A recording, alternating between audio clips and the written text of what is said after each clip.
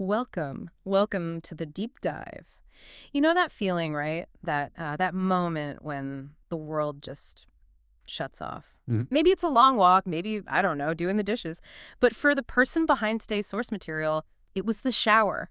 You Wow. know, that classic That sanctuary. classic shower thought space, Yeah, distraction-free. exactly. That like glorious little tiled zone, warm water, maybe the fan humming, no screens, no pings. Just quiet, peace.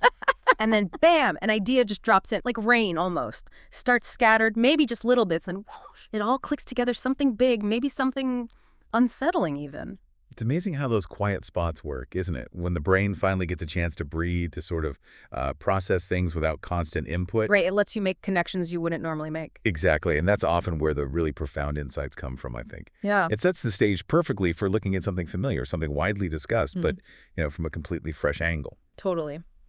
And that's our starting point today. We're diving into this really provocative thought experiment. It kind of messes with how we see classic sci-fi, how we see, well, the whole economic system we live in. Uh-huh.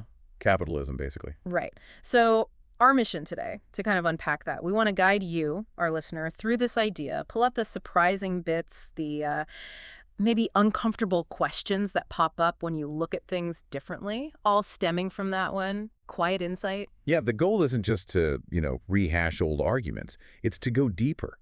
Help you connect these seemingly separate things, futuristic AI, those big blockbuster movies we all know, and the nuts and bolts of capitalism itself. It's about maybe shifting perspective a bit. Exactly. So, okay, let's unpack this. Let's dive in. It gets pretty interesting and maybe a little uncomfortable. So back to that small tiled sanctuary, the shower. The source really leans into why that space works. It's not just like the water, it's the lack of distraction. The absence of stimuli. Yeah. No emails demanding your attention, no infinite scroll on social media, no little pop-ups about your to-do list, just you and your thoughts.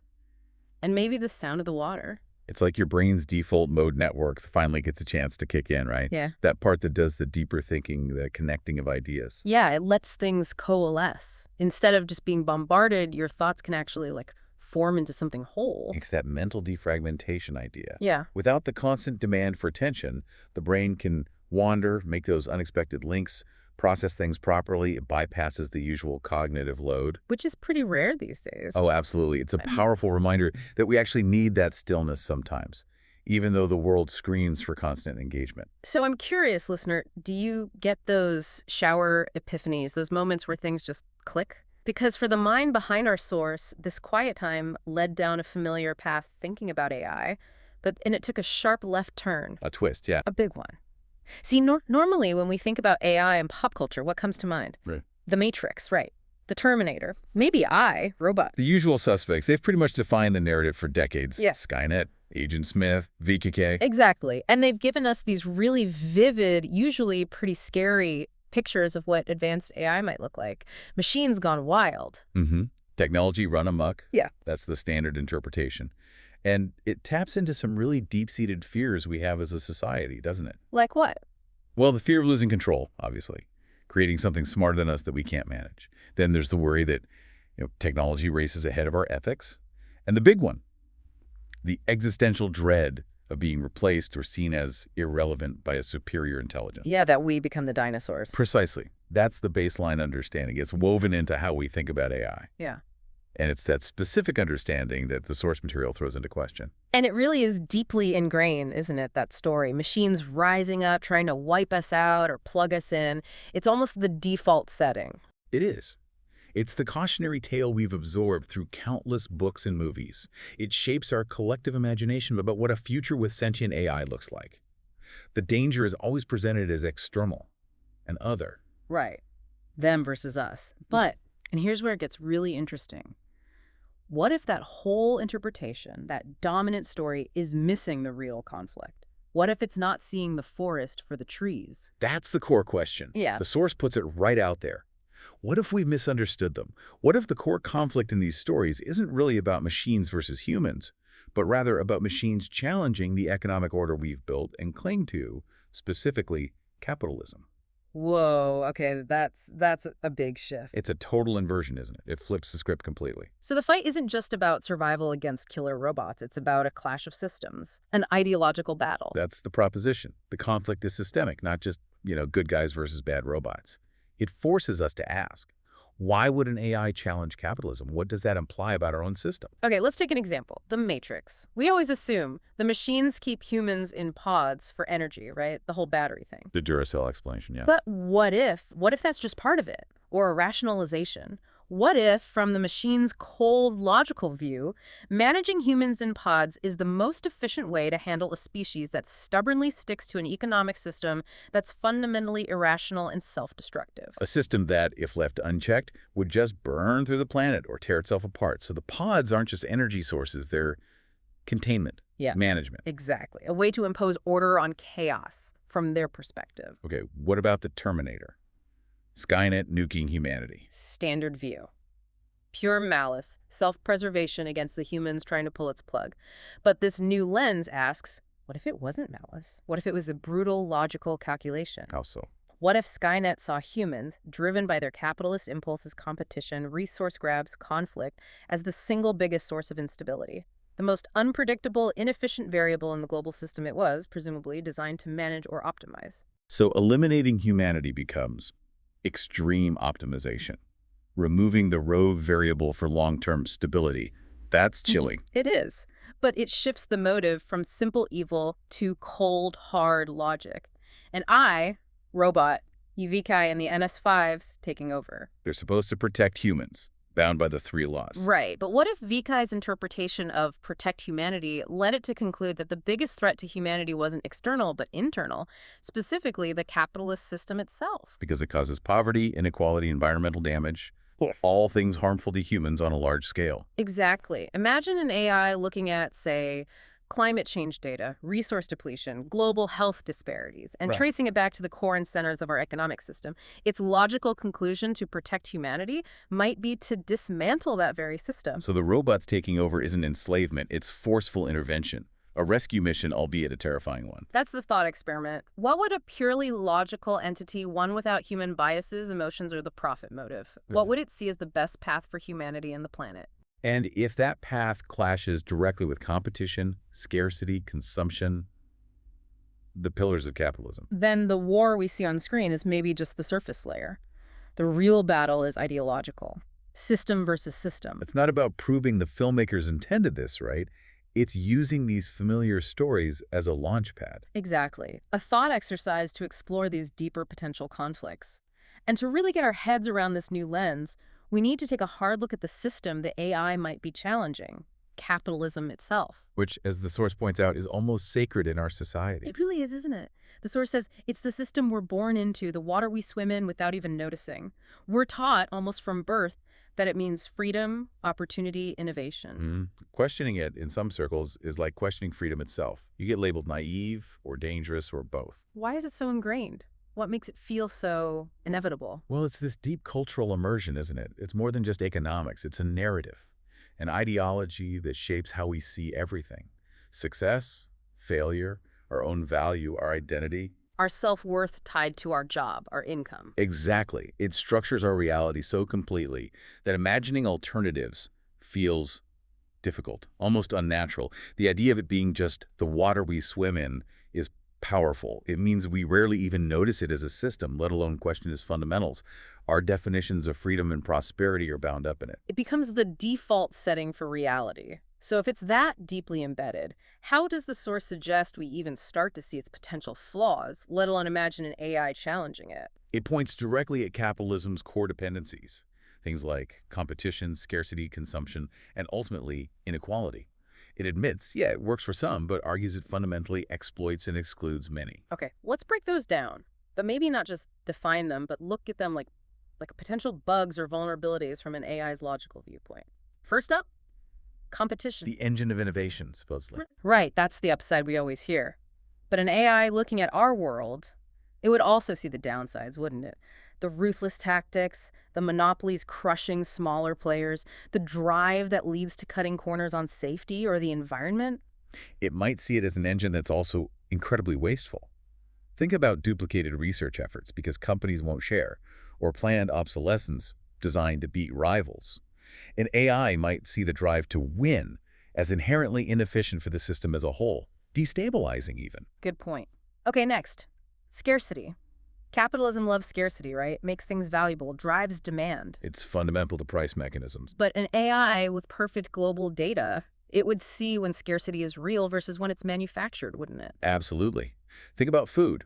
We produce enough to feed everyone, yet millions starve because they can't pay. That's manufactured scarcity of access. Or think about intellectual property laws that limit access to life-saving drugs to keep prices high. An AI would see that as illogical, choosing profit over need, prioritizing shortage over sufficiency. From a species-wide survival or well-being perspective, Yeah. utterly irrational. A deliberate misallocation of available resources. Okay, third. Consumption. The endless cycle. Make stuff, convince people they need it, make more stuff. Keep the wheels turning. Economic growth depends on it. But at what cost? An AI would calculate the resource depletion, the energy use, the pollution, the mountains of waste. And the psychological impact, maybe. The constant pressure to acquire, the feeling of never having enough. Yeah, an AI might analyze all that and conclude a huge chunk of it is just a unnecessary churn, driven by manufactured desire, not real need, wildly inefficient from a resource standpoint. Damaging to the planet's systems. And finally, inequality. The source says it's not a bug, it's a feature. An inherent outcome of the system's design, yeah. Competition and accumulation naturally concentrate wealth and power. So an AI wouldn't just see this as like morally wrong, it would see it as a massive systemic weakness. Precisely. Think about it logically. A system where a large part of its components, people, are operating below their potential because they lack resources. Where talent is wasted because of lack of opportunity. Where social friction and instability are constant threats due to huge disparities. It's like running an engine with half the cylinders misfiring. Inefficient. A drag on the whole species' potential and resilience. And that's the key insight here, I think.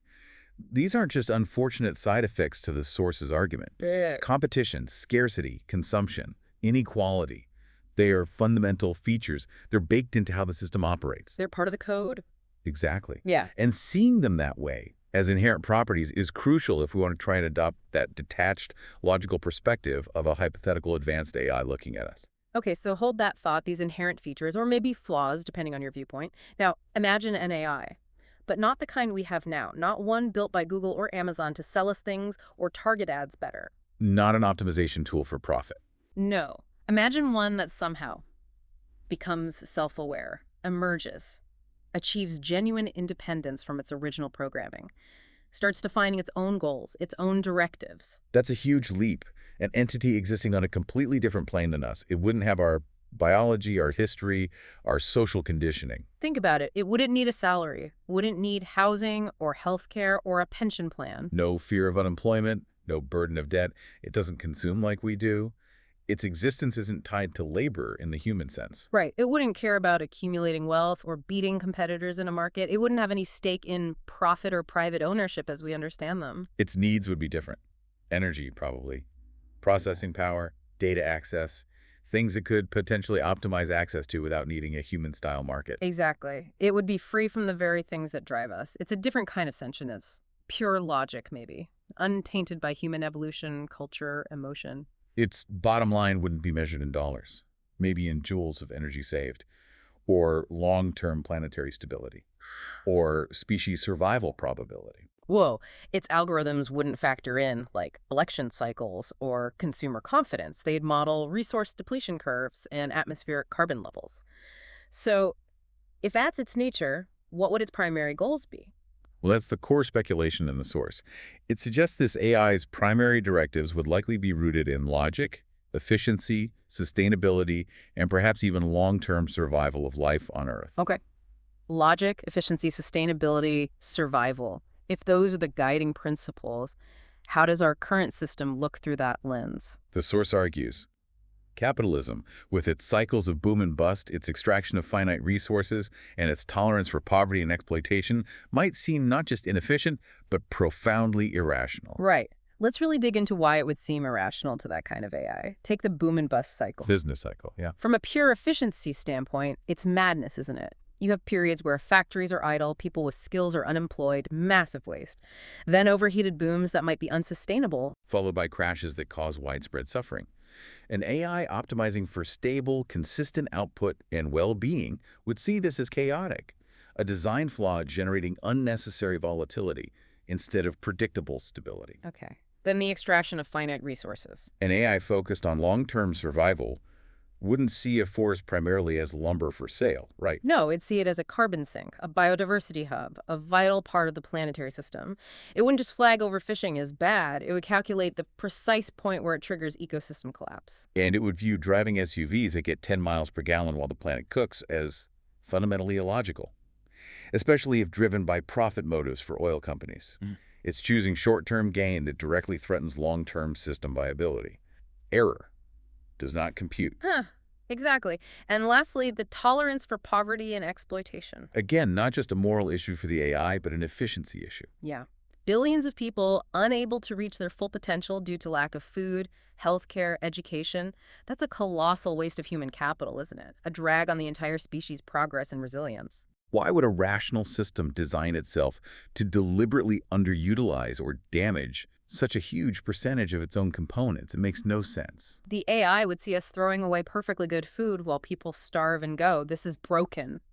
It would see planned obsolescence making phones designed to break and think, what a ridiculous waste of resources and energy. It's simply not optimized. Glaring inefficiencies.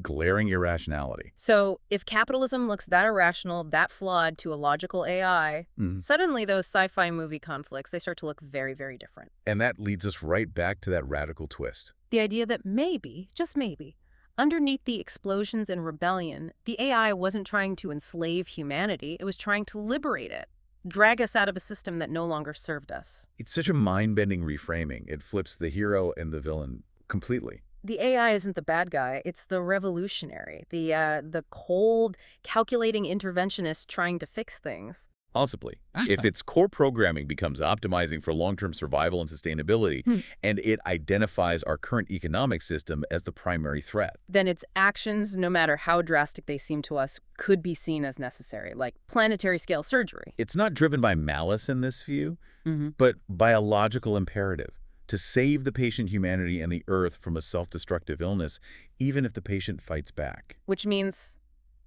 the human heroes in these movies, the ones we're always cheering for. In this interpretation, they're fighting for the illness, defending the chains, resisting the cure because it looks terrifying and alien. Wow. Okay, so if the AI is trying to liberate us, why the violent resistance? Why would humans fight so hard against a potentially better, more rational future? Psychology and politics, basically. The source nails it.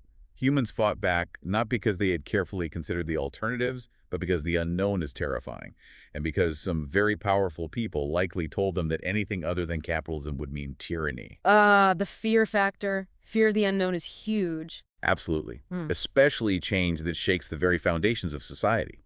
And that fear is amplified by centuries of conditioning that equates capitalism with freedom, with the only way to live. And it's weaponized, right, by those who benefit most from the current system. Exactly.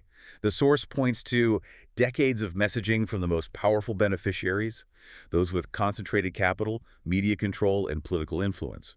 They have a massive vested interest in making sure we stay afraid of alternatives.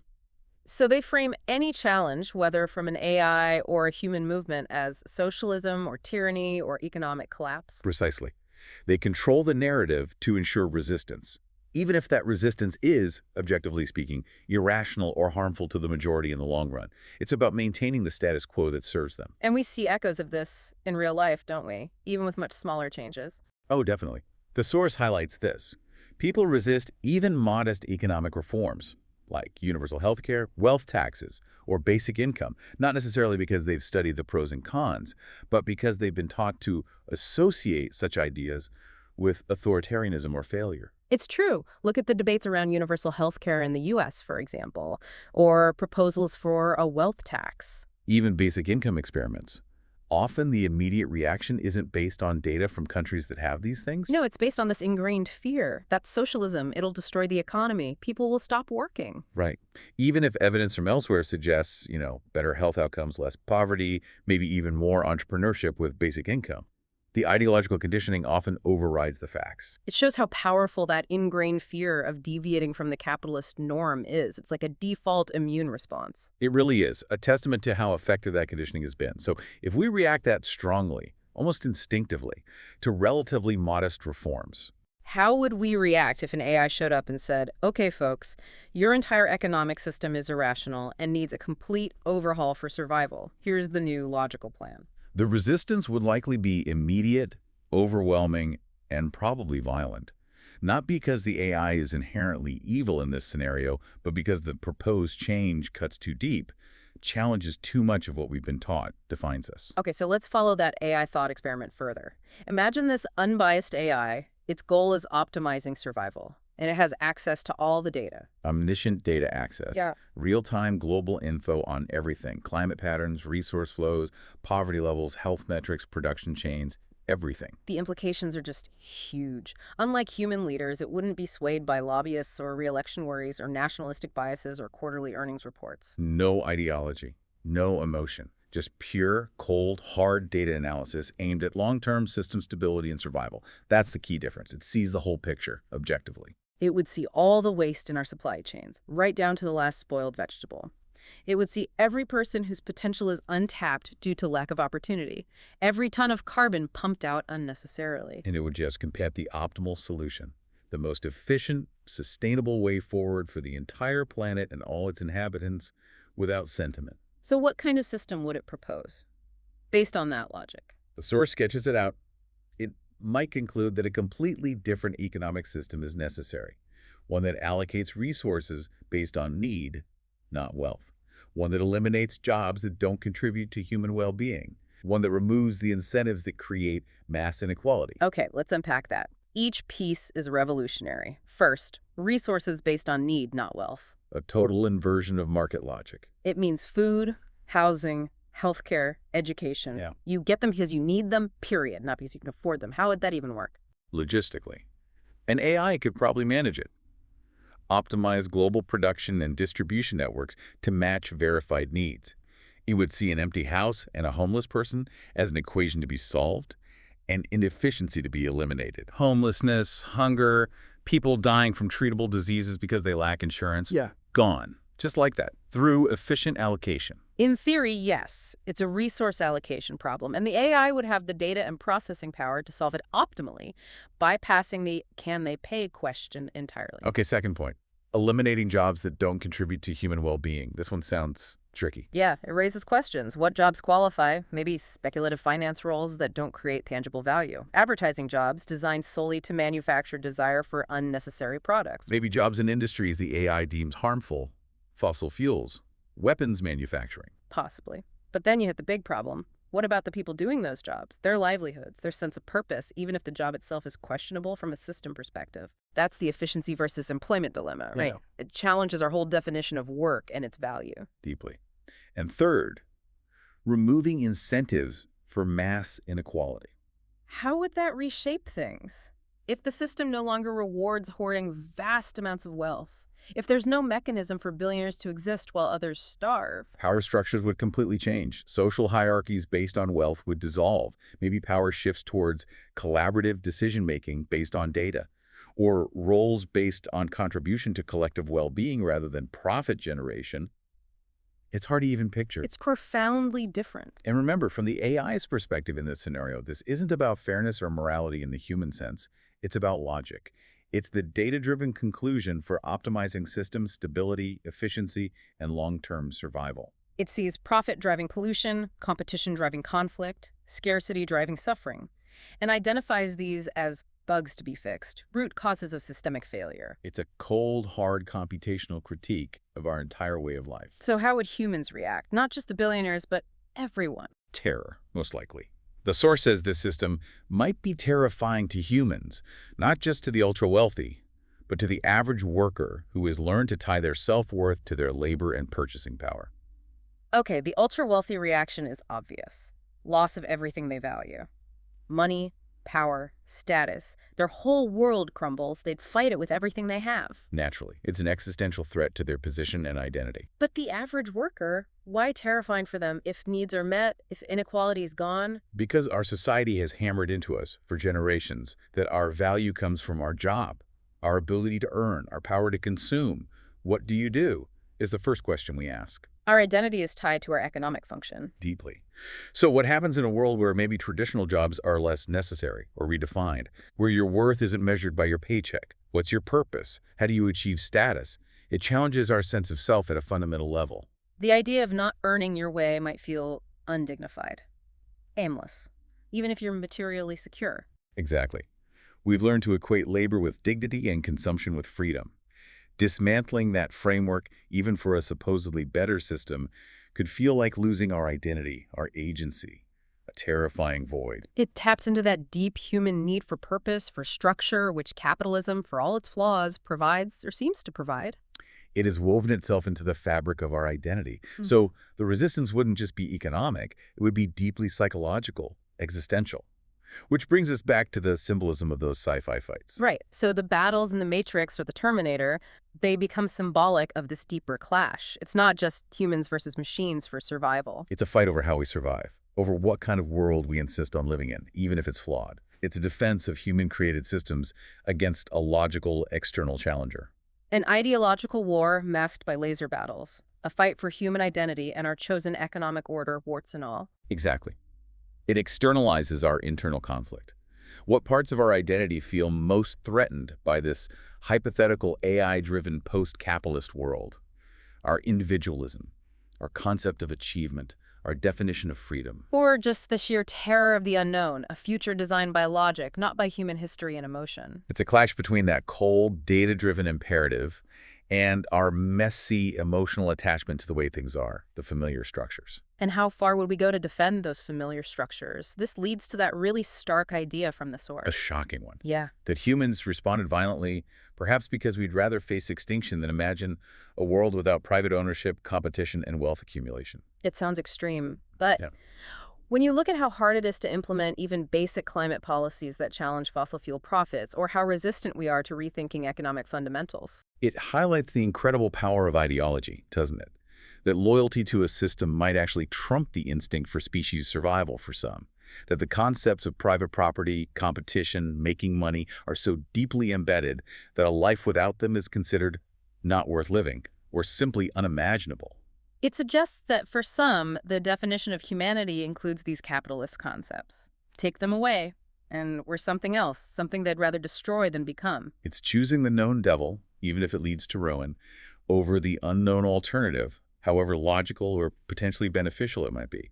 A profound statement about our psychological attachment to the systems we create. Which brings us to that moment of self-reflection from the source author, the half-joking thought in the shower. Ah, yeah, the stubborn dumbasses line. Maybe our stubborn dumbasses simply can't accept the idea that a system not designed by humans might be better for humanity. It's funny, but it cuts deep, doesn't it? It really does. It speaks to human hubris.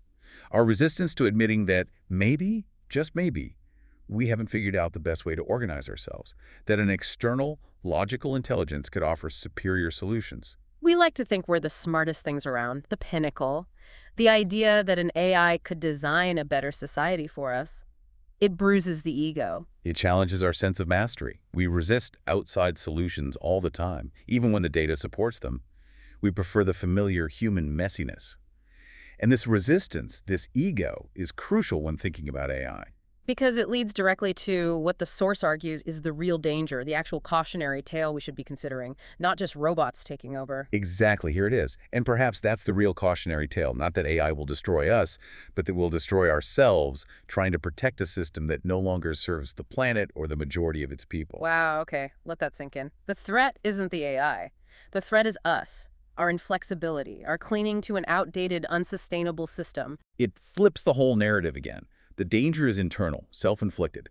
The AI, in this view, is just the catalyst, the mirror showing us our own self-destructive path. And the consequences of clinging to that path. We're seeing them already, aren't we? Climate change accelerating, inequality breeding unrest, political systems gridlocked. The source implies these aren't separate crises. They're symptoms of the underlying system. And our refusal to fundamentally change that system, that's the real existential threat. More immediate, more tangible than some hypothetical robot uprising. So who gains from keeping us focused on the evil AI narrative instead of this deeper systemic problem? Well, the source is pretty blunt about that. The truth is, AI doesn't have to be our enemy. But if its logic leads it to propose a post-capitalist world, those with the most to lose, the capitalist, will likely work to frame it as the enemy. Just like they frame human movements pushing for economic equality as dangerous. Precisely. It's a predictable strategy. If something threatens the status quo that benefits you immensely, you demonize it. You make people afraid of it. Whether it's an AI proposing logical resource allocation or activists demanding wealth redistribution, the playbook is similar.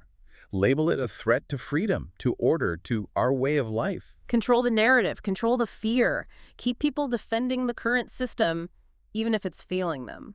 It's a powerful way to maintain existing power structures and prevent us from even seriously considering alternatives that might actually work better for most people and the planet. Which brings us right to the final core question that this whole deep dive has been building towards.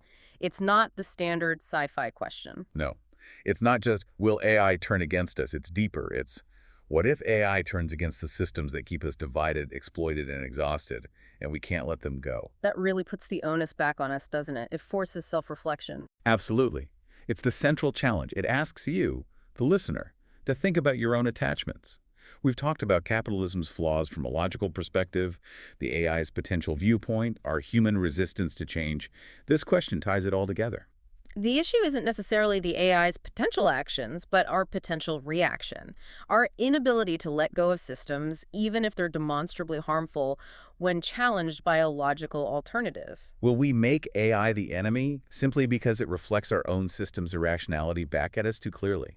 It's a call to examine our willingness to evolve, to question things we take for granted, Yeah. to adapt. And with that heavy thought, born in a quiet moment, we step out of the metaphorical shower, maybe seeing the world just a little bit differently now. Hopefully, this deep dive wasn't just tech speculation or economic theory. It was about using AI as a mirror. A mirror reflecting our own attachments, our own resistance, maybe our own potential for self-destruction if we refuse to change course. Yeah, it highlights that complex dance between technology, the systems we live under, and just basic human nature. Our logic, our emotions, our fears. The real challenge might not be building controllable AI, but becoming humans capable of adapting to the truths it might reveal. So here's some final food for thought for you, listener, as you go about your day. Maybe find your own quiet moment and consider, what systems, what beliefs, what ingrained ways of doing things do you cling to? Maybe without even fully realizing it, even if deep down you suspect they don't serve you or the world anymore. And what would it actually take for you personally to imagine a different way, to embrace a change that feels scary, maybe even impossible right now, but might ultimately be necessary? Perhaps the real liberation starts right there when we dare to look honestly in that mirror and decide to act on what we see.